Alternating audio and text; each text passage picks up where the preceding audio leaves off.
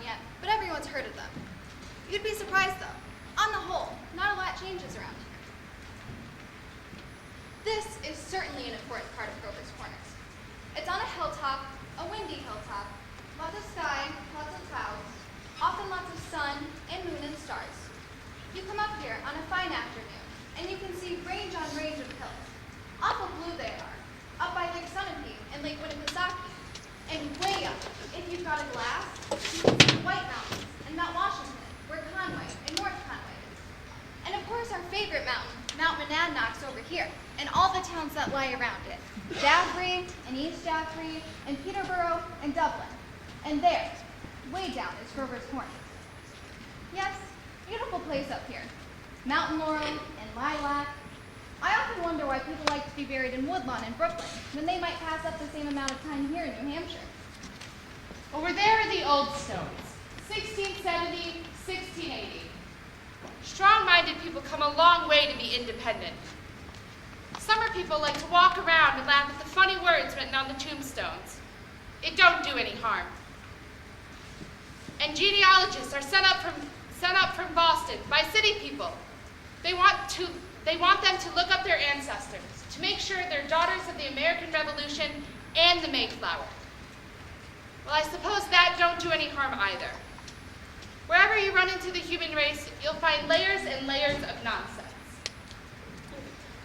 Over there are the Civil War veterans, iron flags on their graves. New Hampshire boys had a notion that the Union ought to stay together, though they'd never seen more than 50 miles of it themselves. All they knew was the name, friends. The United States of America. The United States of America. And they went and died about it. This here is the new part of the cemetery. There's your friend Mrs. Gibbs, and let me see, Mr. Stimson, organist of the Congregational Church, and Mrs. Soames, who enjoyed the wedding cell. You remember? And a lot of others. There's Editor Websboy Wallace, whose appendix burst on a Boy Scout trip to Crawford Notch. Yes, an awful lot of sorrow has sort of quieted down up here. People just wild with grief bring their relatives up to this hill. We're just happy they're in a beautiful place, and we're coming up here ourselves when our fit's over. Now, there are some things we all know, but we don't take them out and look at them very often. We all know that something is eternal, and it ain't houses, and it ain't names, and it ain't the earth, and it ain't even the stars. We all know deep down that something is eternal, and that something has to do with human beings. The greatest people ever lived have been telling us this for 5,000 years, yet you'd be surprised how often people are losing hold of it. Now, you know as well as I do that the dead don't stay interested in us living for very long. Gradually they lose hold of the earth, and the ambitions they had, and the pleasures they had, and the things they suffered, and the people they loved. They get weaned away from earth. That's the way I put it, weaned away. And they stay here while the earth part of them burns away, burns out, while they slowly become indifferent to what's going on in Grover's Corners. They're waiting. They're waiting for something they feel is coming, something important and great. Aren't they waiting for the eternal part in them to come out clear? Some of the things they're going to say may hurt your feelings, but that's the way it is. Mother and daughter, husband and wife, enemy and enemy, money and miser. All those terribly important things grow kind of pale around here. And what's left when memory's gone? And your identity, Mrs. Smith? Well, there are some living people. There's Joe Stoddard, our undertaker, supervising a new-made grave. And here comes the Grover's Corners girl that left town to go out west. Good afternoon, Joe Stoddard. Good afternoon. Good afternoon. Let me see now. Do I know you? I'm Samantha Craig. Gracious sakes alive! Of all people? I should have known you'd be back for the funeral. You've been away a long time, Samantha. Yes, I've been away over 12 years. I'm in business out in Buffalo now, Joe. But I was in the East when I got news of my cousin's death, so I thought I'd combine things a little and come and see the old home. You look well. Yes, can't complain. Very sad our journey here today, Samantha. Yes. Yes. I always say, I hate supervising when a young person is taking. They'll be here in a few minutes now. I came here early today. My son's supervising at the home. Old Farmer McCarty. I used to do chores with him after school. He has a little mango. Yes, we brought Farmer McCarty here a number of years ago now. Why, this is my Aunt Julia. I'd forgotten that she... Of course. Of course. Doc Gibbs lost his wife about 2 or 3 years ago. And today's another pretty bad blow for him, too. That's my sister, Carrie's girl, Samantha Craig. I'm always uncomfortable when they're around. Simon? They choose their own verses, Master Joe. No, not usual. Mostly the bereaved pick a verse. Doesn't sound like Aunt Julia. There aren't many of those Hersey sisters up now. Let me see. Where are... I wanted to look at my father and mother's... Over there with the Craigs, Avenue F. He was organist at church, wasn't he? Drank a lot, we used to say. No one was supposed to know about it. He'd seen a peck of trouble. Took his own life, you know. Oh, did he? Hung himself in the attic. They tried to hush it up, but of course he got around. He chose his own epitaph. You can see it there. It ain't a verse exactly. Why, it's just some notes of music. What is it? Oh, I wouldn't know. It was written up in the Boston papers at the time. Joe, what did she die of? Who? My cousin. Oh, didn't you hear? Had some trouble bringing a baby into the world. It was her second, though. It was a boy, about 4 years old. The grave's going to be over there? Yes. There ain't much more room here among the Gibbses, so they're opening up a new Gibbs section over by Avenue B. You'll excuse me now. I see they're coming.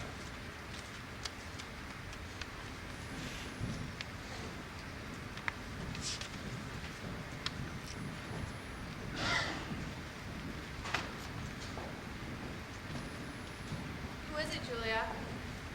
It's my daughter-in-law, Emily Webb. Well, I declare, the road up here must have been awfully muddy. What did she die of, Julia? In childbirth. Childbirth? I'd forgotten all about that. My, wasn't life awful and wonderful? Wonderful? Was it? Now, Simon, remember, I remember Emily's wedding, perfectly beautiful wedding, and I remember Emily reading the poems at graduation exercises. She was one of the brightest girls ever graduated from high school. I called on their new farm right before I died. Perfectly beautiful farm. It was on the same road we lived on. Yep. Right smart farm.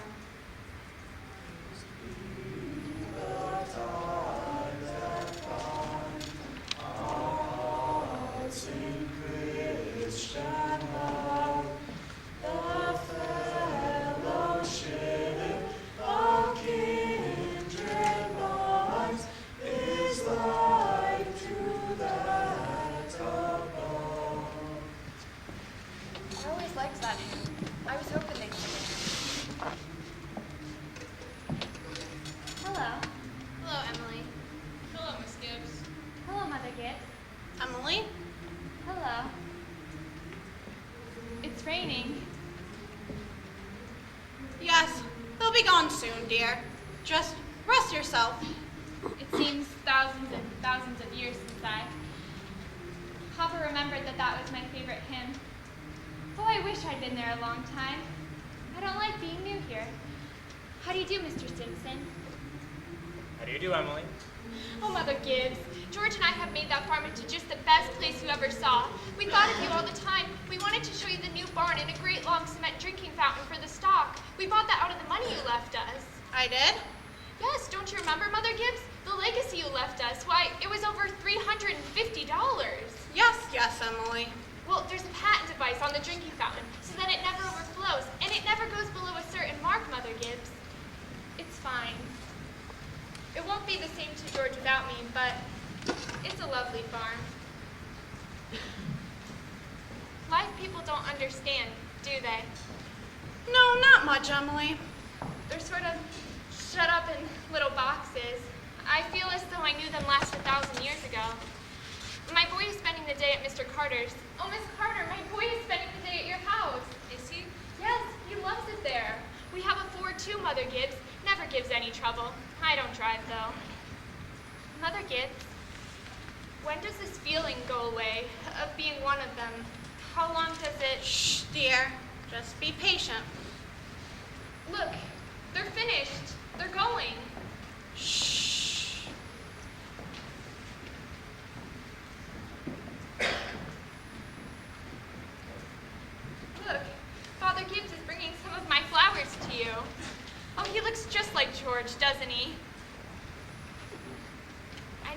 realized before how troubled and how in the dark live persons are. Look at him. I loved him so. From morning till night, that's all they are, troubled.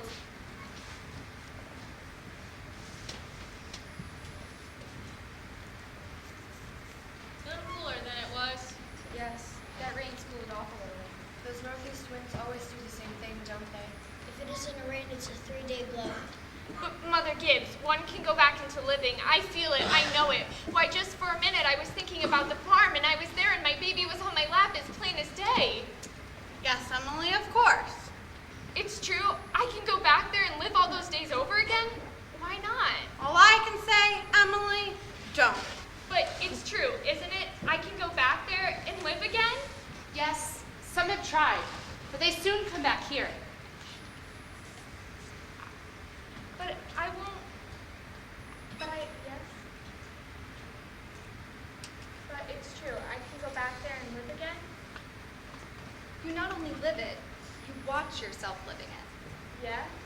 And you see the thing that they down there will never know. You know the future. You know what's going to happen already. But is that painful? Why? That's not the only reason why you shouldn't do it, Emily. When you've been here longer, you will see that our lives here is to forget all that and to think for what's ahead and to be ready for what's ahead. When you've been here longer, you will understand. But Mother Gibbs, how can I ever forget that life? It's all I know. It's all I had. Oh, Emily, it isn't wise. Really, it isn't. But I won't live over a sad day. I'll choose a happy day. I'll choose the day I first knew that I loved George. Why should that be painful? Emily, you should not choose an important day. You should choose a least important day. You should choose the least important day of your life. It will be important enough. Well, then it can't be since I was married or since the baby was born. I can choose a birthday at least, can't I? I choose my 12th birthday. All right, February 11th, 1899, a Tuesday. Do you want any special time of day? Oh, I want the whole day. We'll begin at dawn. You remember it had been snowing for several days, but it had stopped the night before, and they had begun clearing the roads. The sun's coming up. There's Main Street, and there's Mr. Morgan's drugstore before he changed it, and the livery stable. Yes, it's 1899. This is 14 years ago. Oh, that's the time I knew as a little girl. And there's the white fence that used to be around our house. Oh, I'd forgotten that. Oh, I love it so. Are they inside? Yes, your mother will be coming downstairs to make breakfast in a few minutes. Will she? And your father had been gone for a couple of days. He came back on the early morning train. No. He went back to his old college to make a speech in Western New York, at Clinton. Look, there's Howie Newsome, and there's our policeman. But he's dead. He died. Whoa, that's...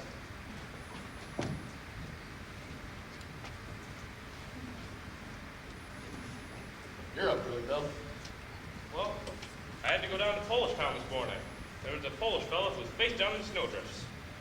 Well, thought he was in bed when I woke him up. Why, there's Joe Kroll.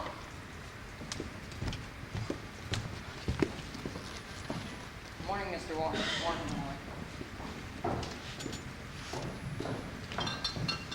Children, Emily, Wally, time to get up. Mama, I'm here. Oh, how young Mama looks. I'd forgotten Mama was ever that young.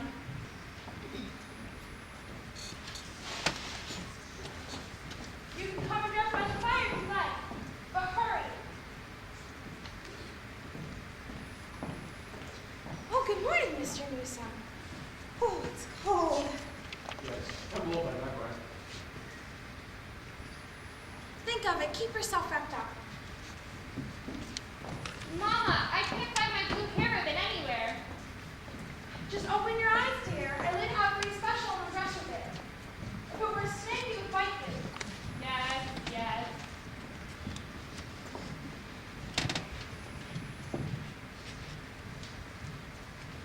Good morning, Bill.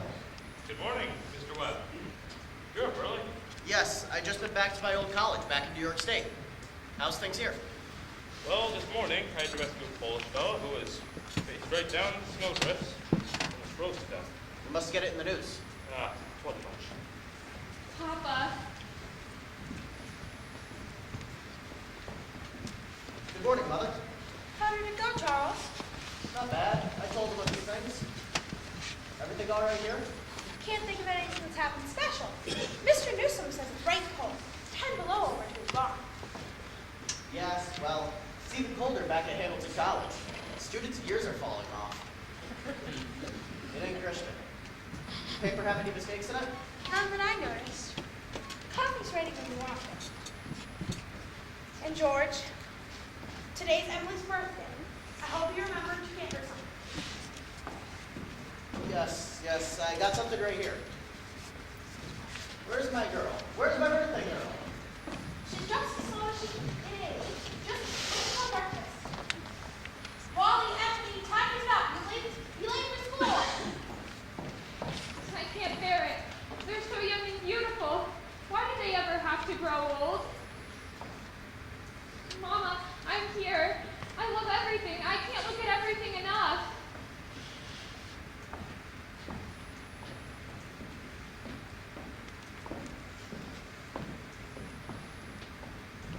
Good morning, Mama. Very happy birthday to my girl and many happy returns. There's some surprises waiting for you on the kitchen table. Oh, Mama, you shouldn't have. I can't. Then that blue paper is something your Aunt Carrie sent.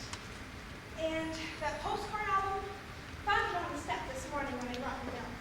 George Gibbs must have brought it over in the cold pretty early. Oh, George. I'd forgotten that. And that in that yellow? Oh, it's your birthday. I want you to eat your breakfast so you grow up to be a good, strong girl. Mama, just look at me for a minute, as though you really saw me. Mama, 14 years have gone by. I'm dead, Mama. You're a grandmother, Mama. Wally's dead, too. His appendix burst on a camping trip to North Conway. We felt just awful about it. But just for a moment, Mama, we're all together. Just for a moment, we're happy. Let's look at one another. Then that yellow is something I found among your grandmother's things. I thought you're old enough and I thought you'd like it. Oh, Mama, it's just beautiful. And it's just what I wanted. Thank you. I thought you'd like it. Hunted all over for it, and your Aunt Nora couldn't find one in Boston, so I had to send all the way to Concord. And Wally made something for you, too, a manual training class. I don't know what it is. Please make a big fuss about it. And your father, I don't know what he got you. Oh, shh, here he comes. Where's my girl? Where's my birthday girl? I can't go on. It all goes so fast. We don't have time to look at one another. I didn't realize so all that was going on and we never noticed. Take me back up the hill to my grave. But first, wait. One more look. Goodbye. Goodbye, world. Goodbye, Grover's Corners. Goodbye, Mama and Papa. Goodbye to clocks ticking, and Mama sunflowers, and food and coffee, and new iron dresses, and hot baths, and sleeping and waking up. Oh, Earth, you're too wonderful for anybody to realize you. Do any human beings realize life as they live it every minute? No. The saints and poets, maybe. They do some. I'm ready to go back. Were you happy? No, I should have listened to you. That's all human beings are, just blind people. Look, Emily, it's clearing up. You can see the stars. Oh, Mr. Stimson, I should have listened to them. Yes. Now you know. Now you know. That is what it was to be alive. To walk around in a cloud of ignorance. You go up and down, trampling on the feelings of those about you. To spend and waste time as if you had a million years. To always be at the mercy of one self-centered passion or another. Yes, that is the life that you wanted to go back to. Ignorance and blindness. Simon Stimson, that ain't the whole truth and you know it. Emily, look at that star. Why, I forgot its name. My boy Joel is a sailor. Knew 'em all. He'd sat in the porch evenings and call 'em all by name. Yes, sir, wonderful. The star's mighty good company. Yes, yes, 'tis. There's one of them coming. That's funny. Take no time for women to be here. Goodness sakes. Mother Gibbs, it's George. Shh, dear, just rest yourself. It's George. Shh. And my boy Joel, Joel with the stars, he used to say that it took millions of years for that speck of light to get to Earth. Don't believe it. The body could believe it, but that's what he used to say.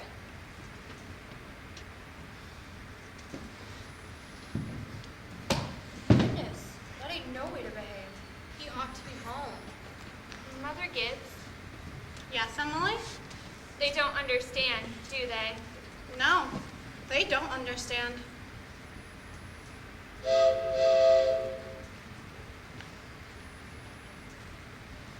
Most everybody's asleep in Grover's Corners. There are a few lights on. Shorty Hawkins down at the depot has just watched the Albany train go by. And at the livery stable, someone's setting up late and talking. Things are clearing up. There are the stars, doing their old crisscross journeys in the sky. Scholars haven't quite settled the matter yet, but they seem to think that there are no living beings out there. Just chalk, or fire. Only this one's straining away all the time to make something of itself. The strain's so bad that every 16 hours, everybody lies down and gets a rest. 11 o'clock in Grover's Corners. You get a good rest, too. Good night.